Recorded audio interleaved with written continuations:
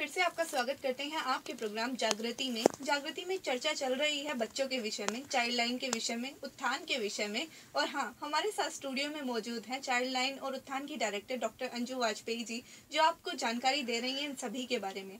साथ साथ अब हम इनसे चर्चा करेंगे इस बारे में जो बढ़ते हुए बच्चे जो अपराध कर रहे हैं, जी हाँ, जो चिल्ड्रन क्राइम ये जो बढ़ता जा रहा है, इसके बारे में हम चर्चा करेंगे। तो मैम, आप इस विषय में क्या कहना चाहेंगी? नहीं, मैं फिर से उसी बात पे आऊँगी कि जो हमारे संस्कार लुप्त हो रहे हैं, क्योंकि बच्चा जब पैदा होता है वो एक प्लेन स्लेट होता है।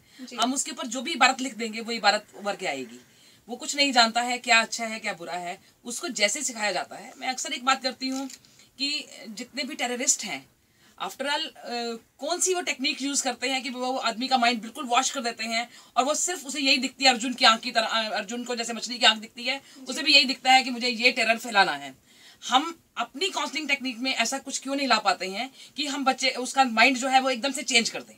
तो हमें जो हमारी एजुकेशन सिस्टम है उसको भी देखने की जरूरत है कि कहाँ हम फेल हो रहे हैं, जहां हम ऐसे बच्चे तैयार नहीं कर पा रहे हैं और बच्चे क्राइम की ओर आकर्षित हो रहे हैं। दूसरा, ये जो अभी बहुत प्रलोभन मिलते हैं ना कि उसके पास बहुत अच्छा मोबाइल है, उसके पास बहुत अच्छे कपड़े हैं, क्योंकि पहले हम लोगों को सिखाया जाता था कि हमें अपना घर देखना है, हमें दूसरे का, अक्सर एक कहावत कहते थे कि दूसरे का लाल माथा देख के हमें अपना माथा फोड़ना नहीं है। ये हम नहीं सिखा पा रहे हैं अपने बच्चों को। हम सिर्फ ये सिखा पा रहे हैं, हम कंपटीशन, हर चीज में कंपटीशन चाहिए उनको। अगर पढ़ाई में कंपटीशन है तो ये भी कंपटीशन है कि उसके वो ब्रांडेड कपड़े पहन रहा है, उसके पास मोबाइल है, उसके पास ये है।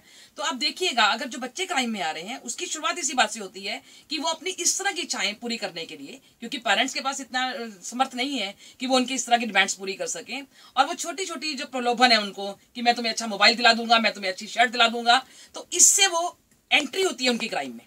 बिल्कुल, आपकी बातों से कहीं ना कहीं जब मेरे दिमाग में एक शब्द आया है, आजकल जो लोग हैं वो स्वार्थी हो गए हैं। हाँ, स्वार्थी सबसे बेसिक जो चीज है, कारण है, ये स्वार्थी है, क्योंकि हम अपने स्वार्थ को देखते हैं, हम दूसरों को देखकर जलस भी करते हैं और हम उनकी तरह बनने की कोशिश भी करते हैं। लेकिन हाँ, वो किस तरह से बने, कितनी मेहनत उन्होंने की, इस बात को कोई नहीं देखता। एक शॉर्टकट चाहिए सबको आजकल सक्सेस का, जो कि बिल्कुल गलत होता है। सक्सेस का कोई भी शॉर्टकट नहीं होता। ये हम साझा रेडियो के माध्यम से भी आपको समय समय पर बताते रहते हैं कि अगर आपको अपने जीवन में सफलता पानी है, आपको अमीर बनना है, तो आपको एक अच्छे तरीके से कार्य करना है और लगातार कार्य करना है। लेकिन आजकल हम चाहते हैं कार्य हमें करना ना पड़े और हमें वो सब कुछ मिले जो सब दूसरों के पास है। बिल्कुल।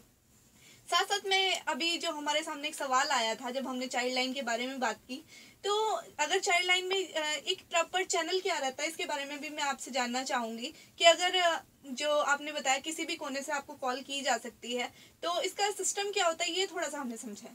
ये अच्छी बात ये है कि इसका कॉल सेंटर एक ही है, मुंबई है इसका कॉल सेंटर। देश के किसी कोने से भी अगर कॉल जाएगी तो पहले उसी कॉल सेंटर में जाएगी, मुंबई के कॉल सेंटर में जाएगी। और वहां जब बच्चा या बच्चे के लिए कोई दूसरा जो फोन कर रहा है वो बताएगा कि मैं फ्लास स्टेट के उस डिस्ट्रिक्ट से बोल रहा हूँ, तो उसी में वो कॉल डाइवर्ट कर दी जाएगी जी।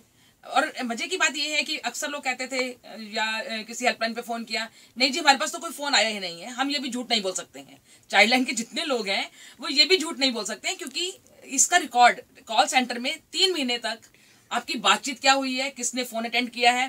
क्योंकि जब हमारे पास मान लीजिए कोई कॉल डाइवर्ट हुई, हमें वहां से कॉल जब आएगी वो बताएगा कि इस वक्त कॉल कौन दे रहा है और इधर से कॉल कौन ले रहा है। दोनों का नाम वहां रजिस्टर होगा, दोनों में क्या बातचीत हुई है वो रजिस्टर होगी। और कई बार अगर बहुत ज्यादा प्रॉब्लम है और वो इमीडिएट क्लाइंट हमसे बात करना चाहता है तो वो हमें उसके साथ कनेक्ट भी करते हैं, उसके साथ कॉल ट्रांसफर करके उसके साथ कनेक्ट करते हैं। तो हम लोगों की क्या बातें हुई हैं ये 3 महीने तक कोई भी इसका रिकॉर्ड चेक कर सकता है। बिल्कुल, तो आप जान ही सकते हैं ये एक रजिस्टर्ड प्रोसेस है। हर एक केस को पहले रजिस्टर किया जाता है और रजिस्ट्रेशन के बाद इसका फॉलो अप भी टाइम टू टाइम लिया जाता है। बिल्कुल। हमें मुंबई से जो भी कॉल रेफर हुई है उसको हमें बार बार उसको फॉलो अप देना पड़ता है कि अब क्या हुआ है, और तब तक फॉलो अप देना पड़ता है जब तक कि हम केस क्लोज नहीं कर देते हैं। जी हाँ। जब तक हम उसे वहां ये रिपोर्ट नहीं कर देते हैं कि अब केस क्लोज हो गया है। देखिए कितनी बड़ी बात है, समाज की कुछ संस्थाएं किस तरह से आगे आ रही हैं, तो हमें भी इनके साथ जुड़कर कार्य करना है, कदम से कदम मिलाकर चलना है। तभी तो इस समाज में जो हम जागृति लाने की बात बार बार करते हैं, सच्ची जागृति तभी आएगी जब हम आगे बढ़ेंगे और हम खुद जागरूक होंगे।